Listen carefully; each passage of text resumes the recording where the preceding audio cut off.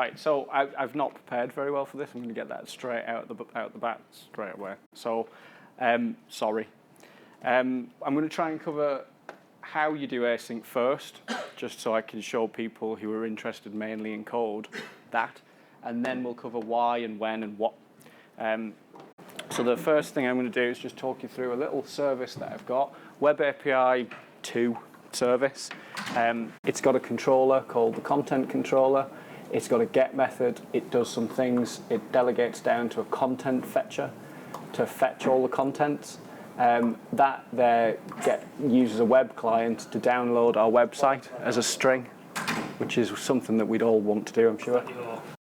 That's my long-running operation, is downloading a string from Lightroom. But it's the second fastest site in class, so it's not going to take that long. Okay. So this is it in Postman downloading. So you can see it's 45 milliseconds, 50 milliseconds, 33. It jumps about a bit, but generally it's pretty quick to actually download the string. So this is a synchronous service. So what's going to happen is at the top level, this is going to get called by the framework, and it's going to the one thread that we've got to service this request is going to come in, create a new content fetcher, and then drop in to get all the contents. It's then going to go into download string.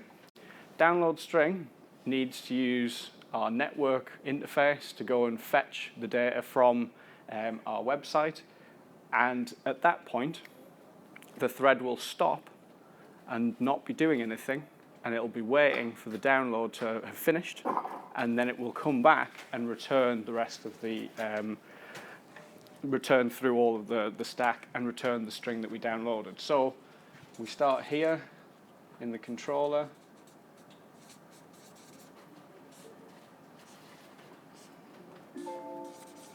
And then we end here in the controller. And here, this is an I/O operation, input-output operation there. Now the thread itself is doing nothing. It's just sat there waiting for something to complete. So it can't do anything else while this operation's occurring. So why is that a problem? Threads use memory. Threads use memory, so that's one thing.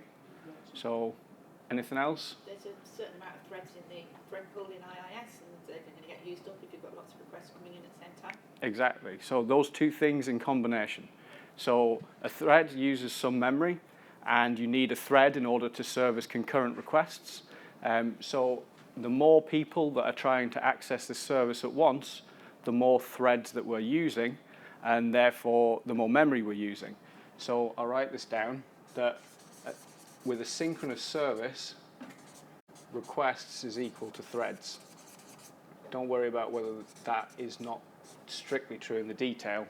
That's a general principle, that on a synchronous service, your requests will be equal to the number of threads that you're using.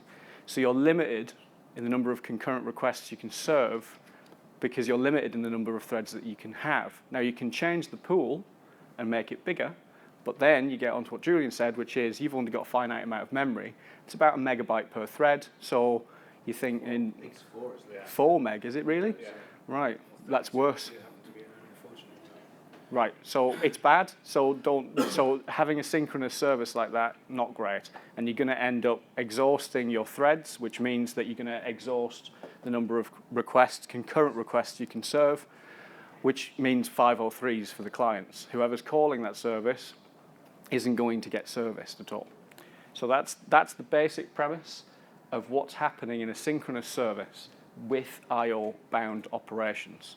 We'll cover CPU-bound some other time. So I'm covering just server-side stuff. Async is applicable to the client side, to like WPF, forms applications, just the same. It's not particularly relevant to us because I don't think we have any. Yeah, we don't have any. No one piped up and said, you're wrong. But for the UI, it's all about responsiveness, whereas for the server side, it's all about scalability. It's all about efficient use of those thread resources in order to service more and more requests. Okay? So the first thing we're going to do is make this thing asynchronous. So we'll start at the bottom of our stack, which is this get all the contents fetcher, which is just a service of some description that has a network bound operation in it, like database access, calling another service, that sort of thing. So in order to make, does anyone know how I would make this async to make my life easier? I know, just want someone else to do it. I do know, promise. Mark the method as async. So mark it as async, right? So I'll do that first. Boom. Right, so I've got an error, and it says it lacks an await, and the return type of an async method must be void, task, or task T. Well, I can't make it void because I need a string, so I'm going to make it a task of type string. And then I need to reference tasks from threading tasks. And now it's still giving me an error because I lack an await. So where am I going to put the await? So somewhere? Just after the return? Just after the return, so there. Okay, is that going to work? No, you're not calling the async version a download string. Right, so what's wrong with this? This is a synchronous operation that returns a string, so I can't actually call await on it because it doesn't return a task of type anything, or a task, or is void, right? So hopefully, fingers crossed, download string should have an async version. I think it actually has a multiple async version. So download string task async is what I want. Boom. Right, so that's cool. I added async.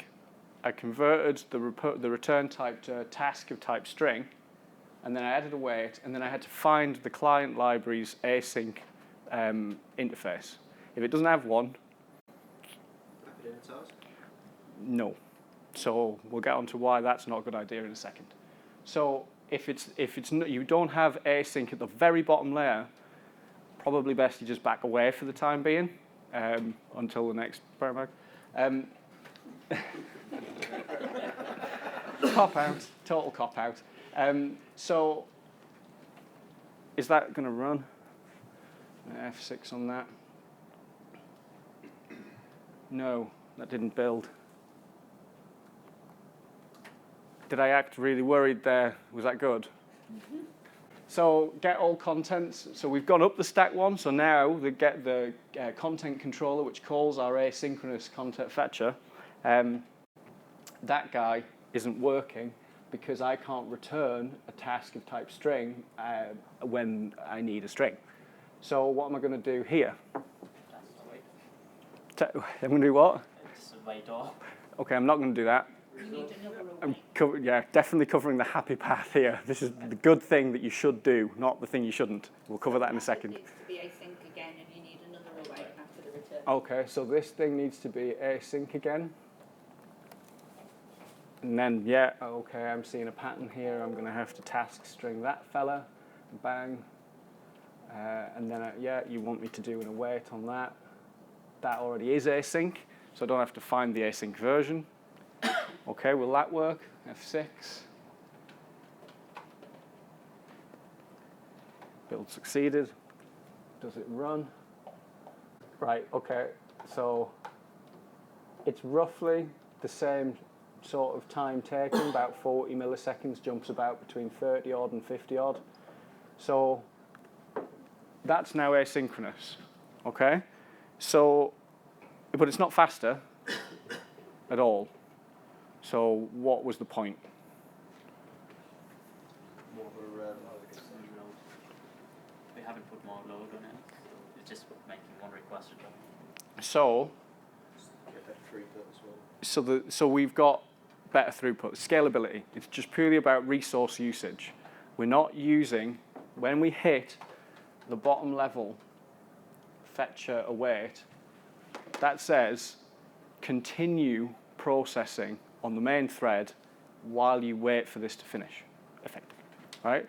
So this bit here, where we did have a synchronous wait, we now have an asynchronous wait or an await.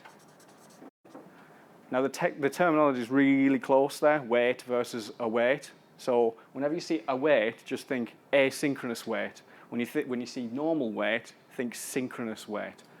So synchronous versus asynchronous. Anyone tell me the difference?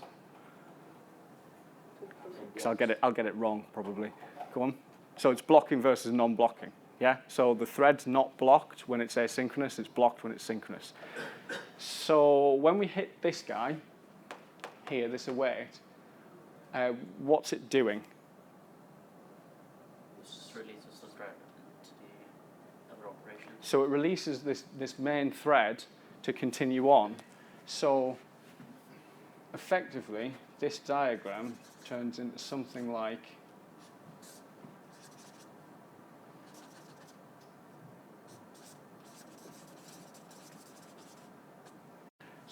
that.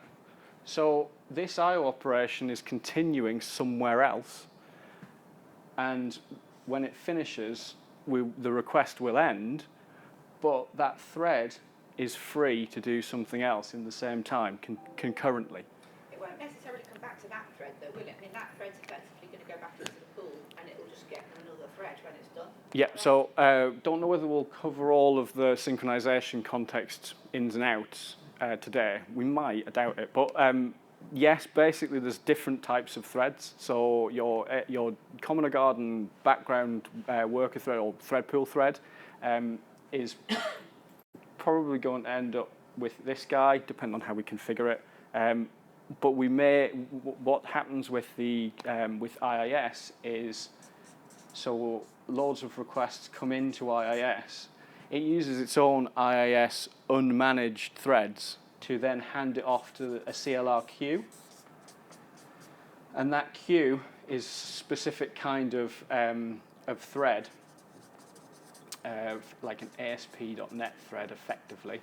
And we will get to that request when we can. We have multiple threads and a queue, so we can take stuff off and do it concurrently. But we have a finite number of them, and they are what is limiting our ability to do concurrent work, our ability to service multiple requests all at once. Then we have another set of threads in a thread pool, and they are for background work. So depending on how we configure this await, we may end up, because we're in ASP.NET, the synchronization context here is an ASP.NET synchronization context, which means there is a specific kind of thread it will come back to, and that's one of the threads used for servicing requests. It's these guys. We can tell it to do it on a background thread. I'll try that. It may not work. So in order to do that, we will do configure await false. So that seems to be fine. So what's happening there is, instead of it marshalling the completion of this onto the ASP.NET thread used for service and requests, it will put it back onto the thread pool thread, because what we've said there with that false is continue on captured context. False, so don't continue on the captured context. So I'm going to probably park that bit there, simply because I don't think we'll go down that avenue today. We'll cover synchronization context another time. So before, I said with synchronous, request is equal to threads. With async, requests is greater than threads. So you get more concurrent requests for the same amount of threads. Okay? So that's what makes it more scalable. Precisely that. That because this thread is now free to go back into the CLR pool for ASP.NET, we're able to use that for someone else's request. So whereas people would have got 503s before because there's nothing available, we're actually now able to continue and do something with it. We actually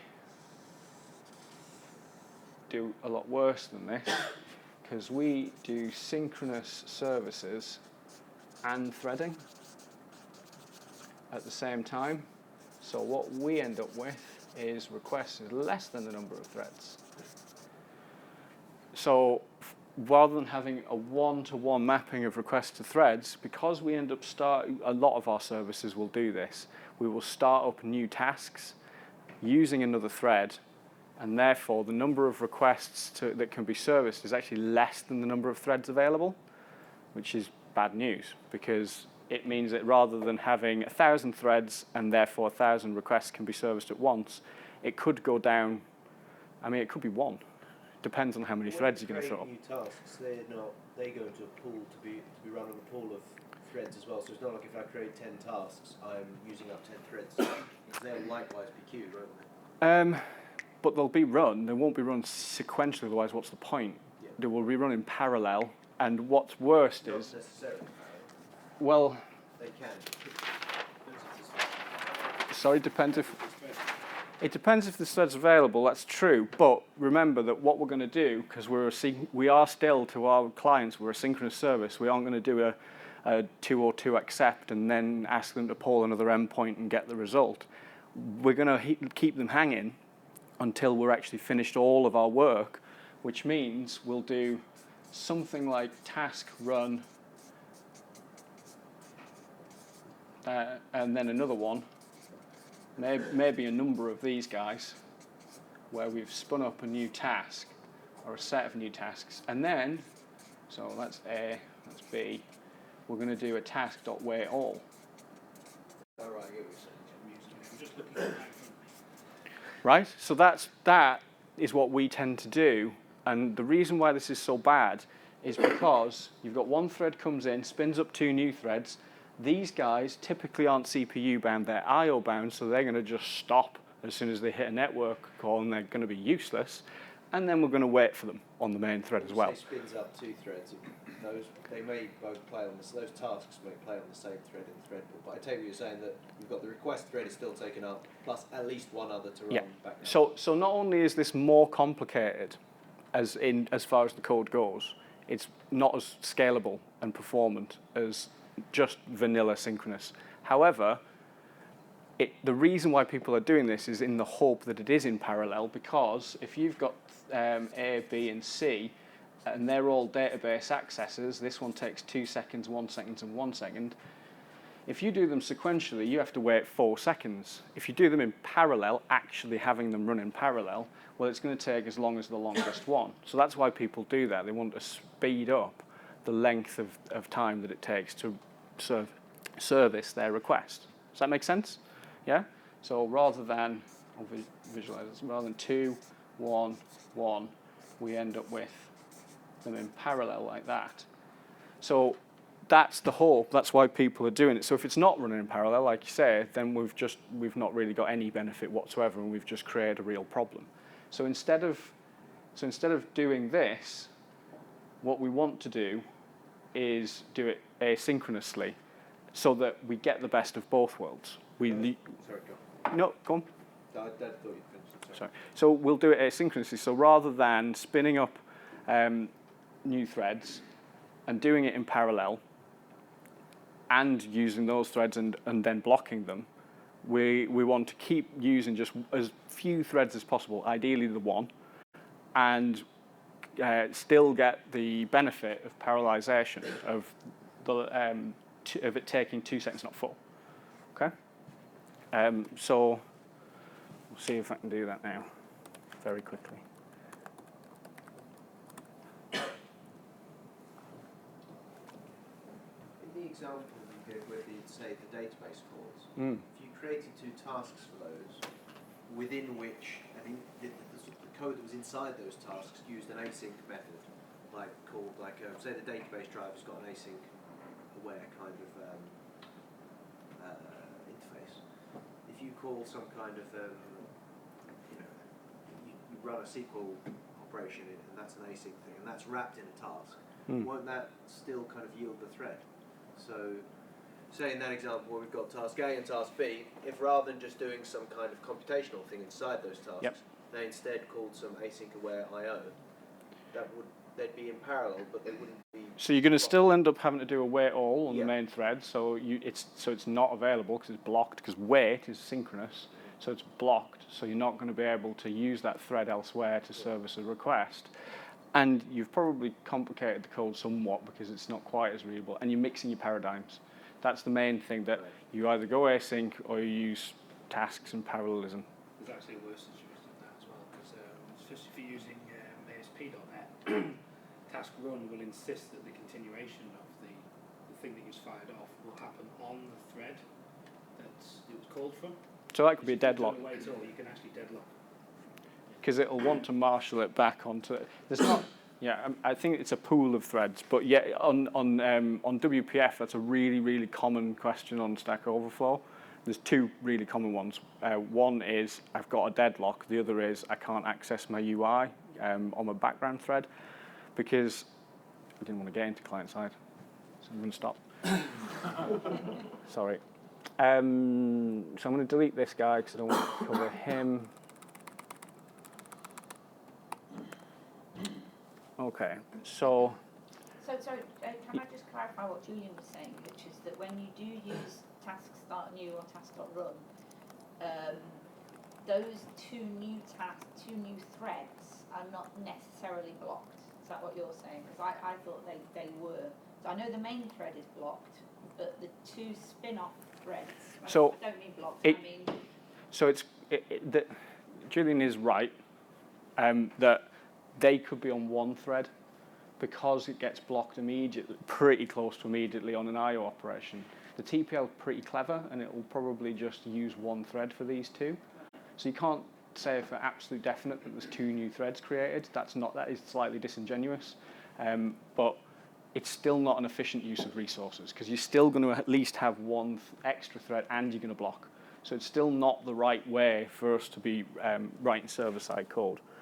Contents.append. I'm going to do this synchronously first.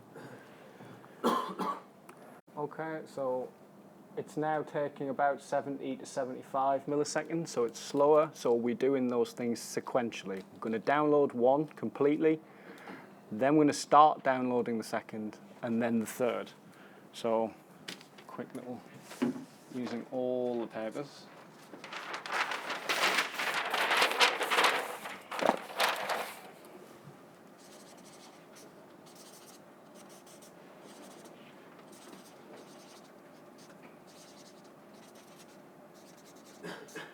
Okay, so download 1, 2, and 3.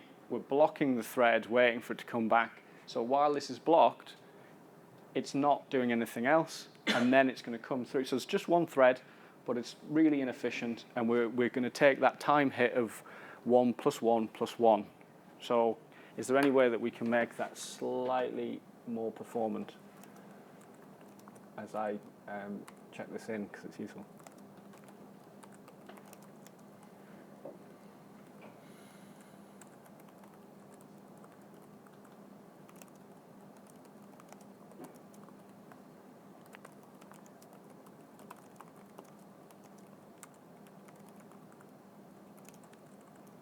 Okay. So what would we generally do here? We would do tasks to get them to work in parallel, and then we do a wait all at the end. Should we do that? Yeah, let's do that. Let's do that. Okay. So that's pretty interesting because it's not even done what I thought it would do. It's not really speeded that up at all. Pretty interesting. Is this pretend surprise or real surprise? No, my acting is pretty good, but it's not this good. Was the response? So it's now it's still 75, whereas it should be down to about 40 again. I've probably because I've written this wrong, because we do this. I don't think we do the dot result. Oh, I must turn off my emails. I'm expecting one from Ashley Madison. So. I'm probably doing something a bit wrong here that's making it all synchronous still, but this is kind of the pattern that we follow, which is let's spin up some tasks and do some long-running work, and then let's wait for all of it. Now, I'm pretty sure if I rewrote this properly and didn't need to do the dot result and things like that, and it was a synchronous call, because this is an asynchronous call that I'm making synchronous, then what would happen is it would be as fast as the original, so we're doing things in parallel, But as you can see, it's the version where the number of requests is less than the number of threads, and it's inefficient. So we don't want to do that. I'm just going to. I'm totally convinced string builder's thread safe, aren't they? Probably isn't. Probably isn't. So that would probably just interleaved all of those strings in a really nice way. Next is let's rewrite that async await, but let's be a little bit naive with it.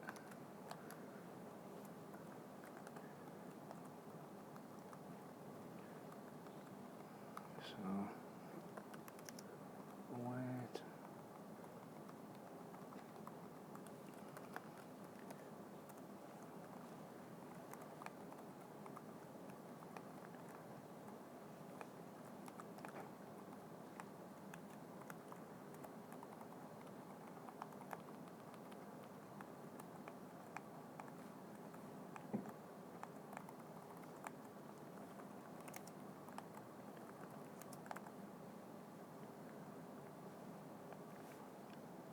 Now I have to go up the stack and do the same thing in here. So this is an important thing that you will most likely find that when you start at the bottom layer of your code and you decide I want to make this async, it will go through the entire stack. And if it doesn't, you've probably cheated somewhere by doing a task run, which inefficient use of resources, or by just doing a wait, which again is inefficient because you're blocking the main thread. So you should find that async is like some crazy zombie virus that just spreads throughout the entire code base.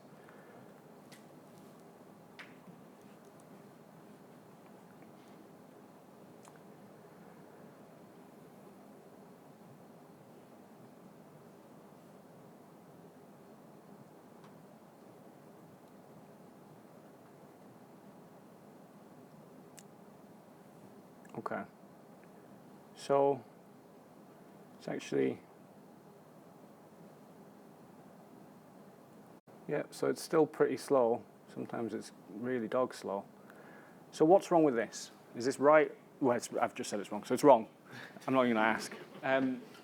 What's wrong with this? Can anyone tell me what's wrong with this code? No, go on, Andy. You wait all, don't you? Okay. Why? Because you've got those awaits are one after the other, so you're waiting for something to happen, and then you're waiting for something else to happen, and then you're waiting for something else to happen. You're not waiting for all the things to happen at once. You see what I mean? But I'm asynchronously waiting. Yeah, but not you. But you're doing that part of your designer. synchronously.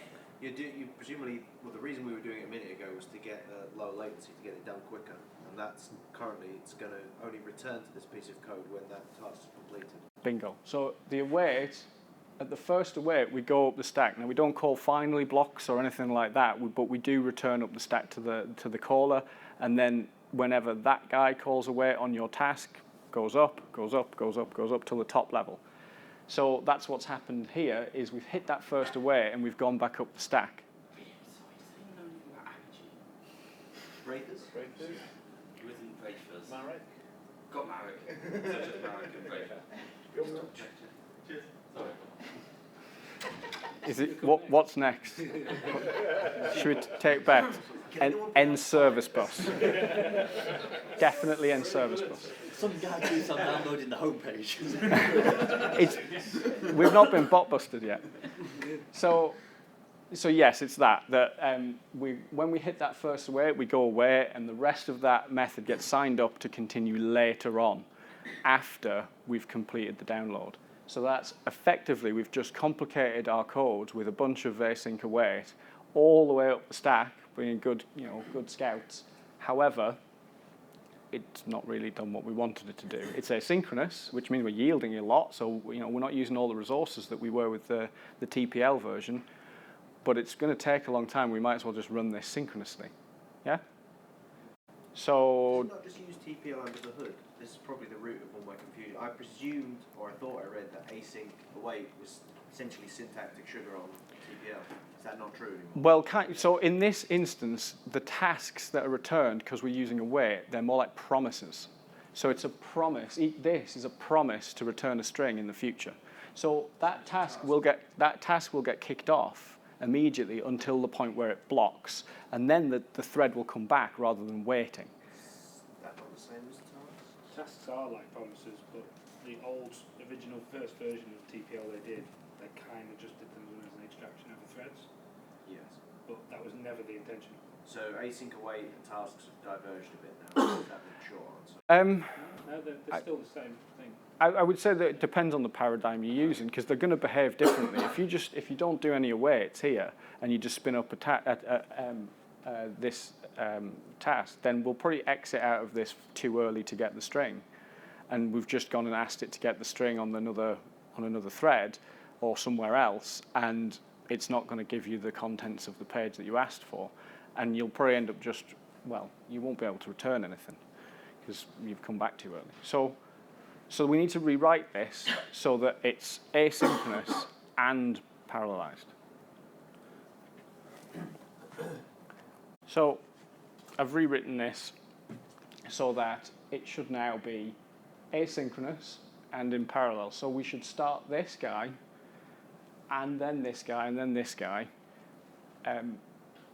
You'll notice there's no awaits here, so we're not waiting for any of this. We're just starting the task and then adding it to the list. Starting the task, add it to the list. Start the task, add it to the list. So they will synchronously go into that task to the point where it needs to block, and then come back, and then continue into this guy and to this guy. So we're adding it to a list of tasks of type string. So we're expecting everything in here passed in as a task to return us a promise of a string in the future. In future, that'll then add it to this list that we can then when all on. So that's not a wait all. That's not a blocking wait. That's an await, an asynchronous wait on when all. So we need all of those to complete before we can continue through here. And then you'll see for each one of those tasks, we'll just append the result to the string builder. So that result there, ordinarily, accessing a task's result blocks. But because we've already awaited asynchronously for the task to finish, it's not going to block when we access it this time. If I removed the await and just did a t.result, I would be blocking this thread, this main thread here, on waiting for the result to come back. And I'd be doing that synchronously. Okay? So this should now be in parallel and asynchronous. And this is more like the sort of thing that we should see in the services, where we want to do multiple long-running tasks asynchronously, so using fewer resources, threads mainly, but also get the benefit of things being done in parallel or concurrently. All right, I'm going to stop there. There's plenty more that we need to cover. We've talked a little bit about synchronization contexts, and we need to talk a bit more about them and when it's safe to tell your awaits not to bother waiting for the main thread. Same with I/O completion ports and things like this. So any questions for the last 10 minutes or so? I just wanted to clarify that last point, which is that if you call .result, that is effectively the same as calling either await or wait. In fact, wait. How the task was created. No, just equivalent to waiting for it. It's a blocking call. So if We've already done that in this case. Yeah. So because we've already asynchronously waited for it, if I change this to take off the await, take off the async, take off the task, change that task.waitAll, that's closer to what we tend to do. And it's the case where this thread will stop there and won't actually be freed up to go and do work elsewhere in .NET. So that was just a kind of a little implementation point, that if you do .result on something, it means that you're waiting for that, but it's not visible in the code because the word wait isn't visible to you. But effectively, if you're calling .result on something, so yeah, if the task hasn't completed, it will wait. But because we know it has, because we've asked it to wait already, then we're good. If I do .result at any other point, without awaiting. So first of all, then it's going to be a synchronous block and call, because you can't get the result of a long-running operation until it's completed. So it kind of intuitively makes sense. Yeah, so an exception will pop out here, and an exception, if you use async on a void type, then you've just lost the ability to find your exceptions on your long-running tasks. So that's what he was saying. We'll cover exceptions on the unhappy path next time. Yeah. Interesting way to discover it. Yeah. So if you just do an, because that task just represents the long-running work. So that's where the exceptions will go to, and they'll probably bubble up as an aggregate exception. But they'll only bubble up if you start awaiting things. It won't bubble up otherwise, and you'll just lose it, and suddenly it'll just pop, and you'll go, why is it just silently failing? So. Is it worth mentioning that this stuff isn't for free as well? Oh, well, it's not for free. There's a maintenance headache to all of this for a start. There's a performance hit as well? Well, compared to just normal synchronous running. Yes. Yeah, it's not going to be entirely through. There's context switching. There's a lot of context switching that's occurring. It's usually slow, especially if you've got, when you reach the point where you're starting to run out of threads, because then you get your continuations waiting for other threads to become free for they can finish. So wait a minute, but you're saying that a wait can be slower because at the point where you're starting to run out of threads, but what Gary's saying is the point at which you will run out of threads is lower. I mean, you're not going to run out of threads as quickly if you use a sync await. But remember, I was saying to someone this morning that it's probably easier to have a synchronous service that does the naughty task parallel stuff to get things in parallel that's long running, and then scale out. Kind of ruined the whole thing now. So it probably is easier to do that. It's probably easier to just buy a bit more memory and have a few more threads. It's probably easier to do that.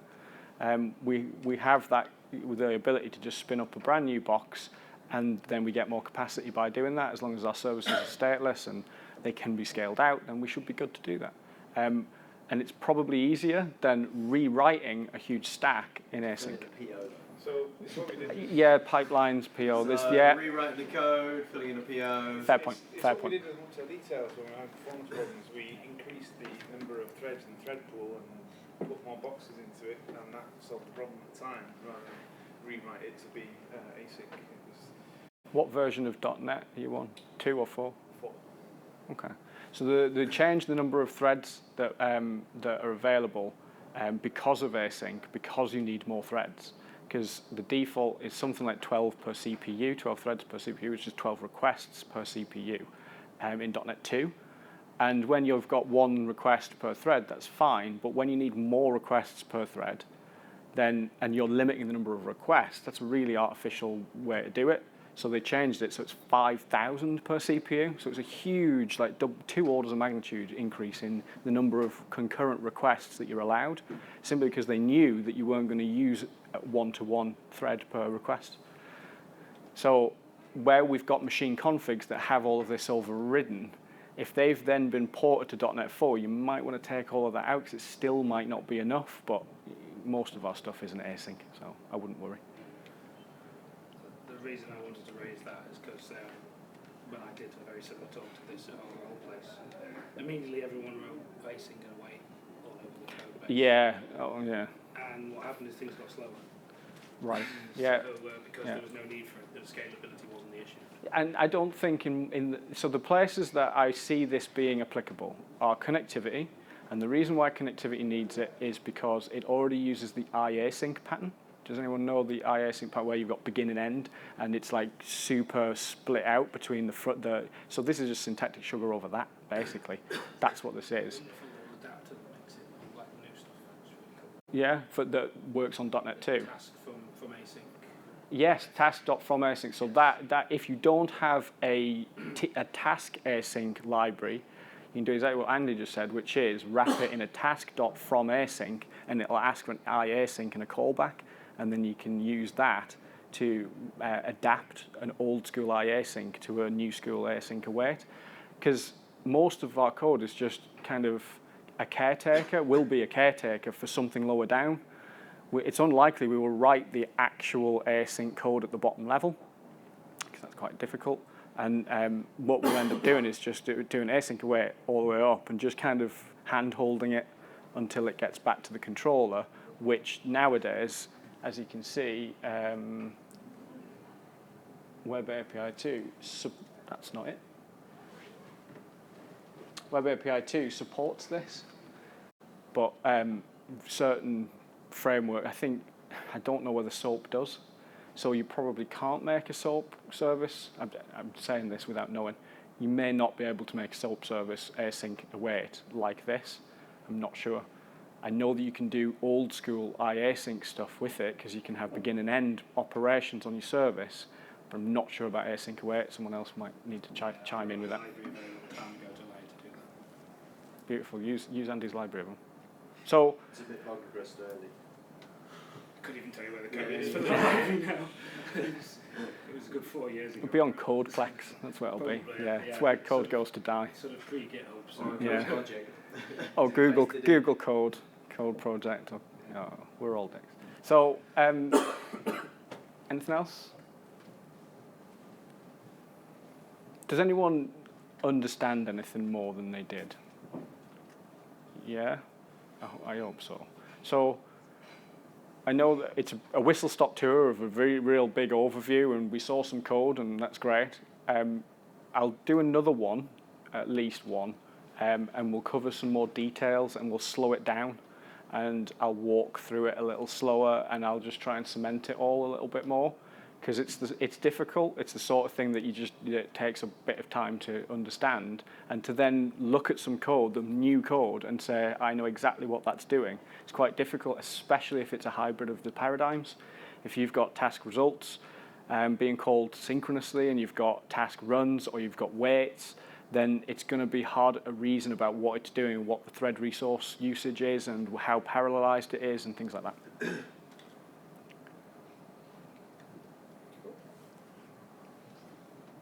We good?